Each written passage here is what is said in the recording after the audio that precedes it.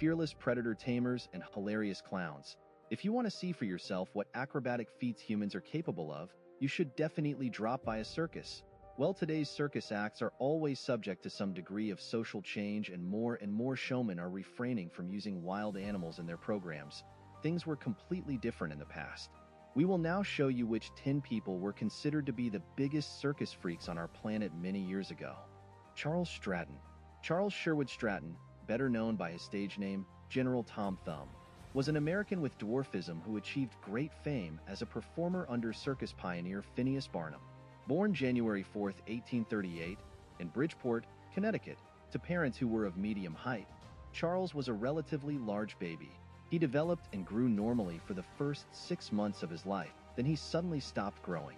Phineas Barnum heard about Stratton, and after contacting his parents, taught the boy how to sing, dance, mime, and impersonate famous people. Stratton made his first tour of America at the age of 5, with routines that included impersonating characters such as Cupid and Napoleon Bonaparte. A year later, Barnum took young Stratton on a tour of Europe, making him an international celebrity. Stratton appeared before Queen Victoria, and he met the 3-year-old future King Edward VII, at that time the Prince of Wales.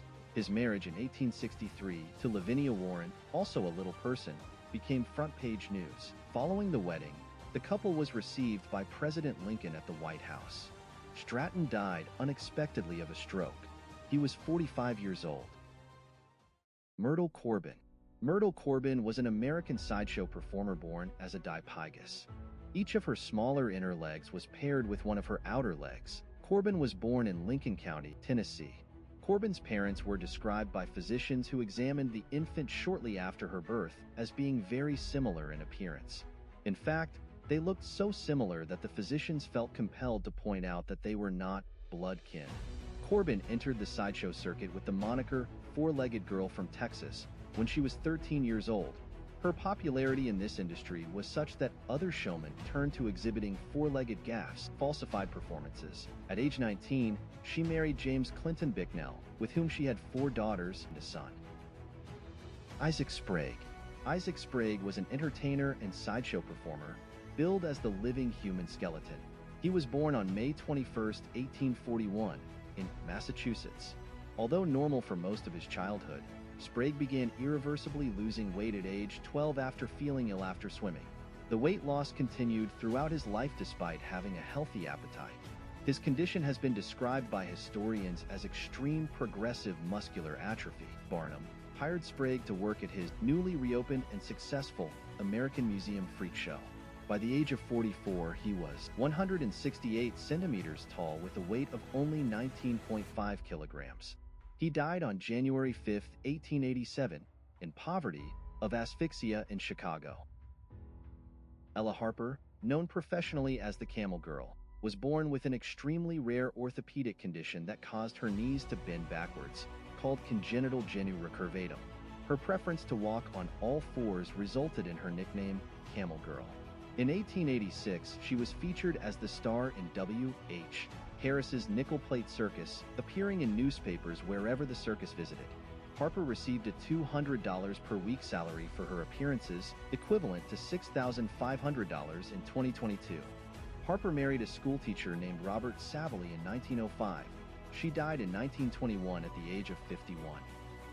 Stefan Bobrowski, better known as Lionel the Lion-Faced Man, was a famous sideshow performer. His whole body was covered with long hair that gave him the appearance of a lion. This was likely due to a rare condition called hypertrichosis. Bobrowski was born in 1890 in Congress, Poland, with 2.5 centimeters hair covering his body. His mother blamed the condition on the mauling of his father by a lion, which she claimed to have witnessed while pregnant with Stefan. She considered Stefan an abomination and gave him up to a German impresario named Sedlmayr when he was 4 years old. Sedlmayr gave him his stage name and started exhibiting him around Europe. By the time he was put on exhibit, Lionel's hair had grown to 20 centimeters on his face and hung about 10 centimeters everywhere else.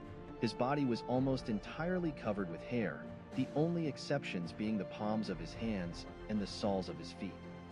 The story of a Chinese man who went by the name of Wang shows that not everyone faints when faced with tempting sums of money from show business.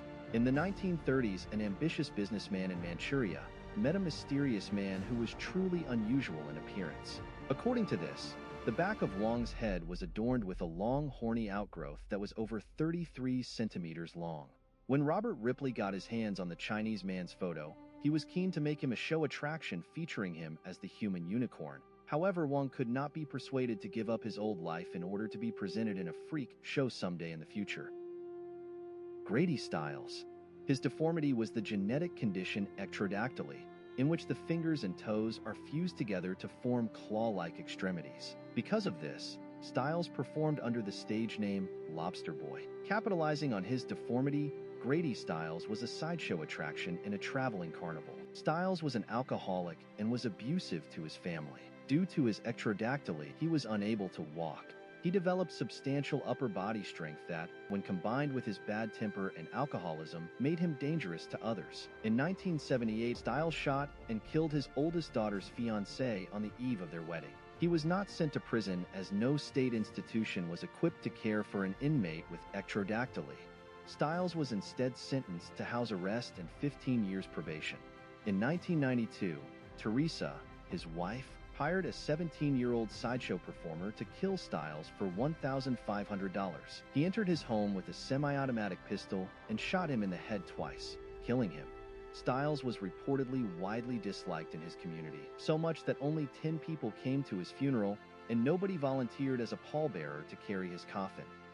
Chong and Ng Bunker were Siamese, Thai, American conjoined twin brothers whose fame propelled the expression Siamese twins to become synonymous for conjoined twins in general. They were widely exhibited as curiosities and were two of the 19th century's most studied human beings, and were brought to the United States in 1829. They became American citizens, married local sisters, and fathered 21 children. Ng died hours after Chong at the age of 62. The subsequent autopsy provided the insight that the brothers had not shared a single vital organ, so they could theoretically have been separated. In reality, if these two had wished to live completely separate lives, they could have, with only a few minor complications. However, after spending so much time together and earning a name for themselves due to their condition, it's unlikely that either of them would have wanted to have had the procedure performed. Schlitzie. Schlitzie's true birth date, name, location, and parents are unknown. Schlitzie was born with microcephaly, a neurodevelopmental disorder that left him with an unusually small brain and skull, a small stature, and severe intellectual disability. It was said Schlitzie had the mental age of a 3-year-old, and he was unable to care fully for himself. Schlitzie was billed under such titles as the Pinhead. Thankfully, he was at least able to find proper employment. However, it seems unlikely that he even knew what to do with the money he earned. Prince Randian, also nicknamed Pillowman or the Human Torso, was a Guyanese-born American performer with tetramelia syndrome, best known for his ability to roll cigarettes with his lips. He was brought to the United States by P.T. Barnum in 1889, at the age of 18, and was a popular Coney Island carnival and circus attraction for 45 years. In 1932, he was featured in the film Freaks, in which he is seen lighting up a cigarette with a match. At the age of 63, the showman died of a heart attack shortly after his last performance in New York. Even though many of these performers likely had no means of making a living outside of a circus, that is, you have to give credit to P.T. Barnum for providing these people with a way of making money. While his true intentions have been heavily scrutinized over the years, and his story of his so-called freak show has been glamorized in recent films, this man clearly did the best he could for these people. Thank you for watching, have a good one, and see you next time.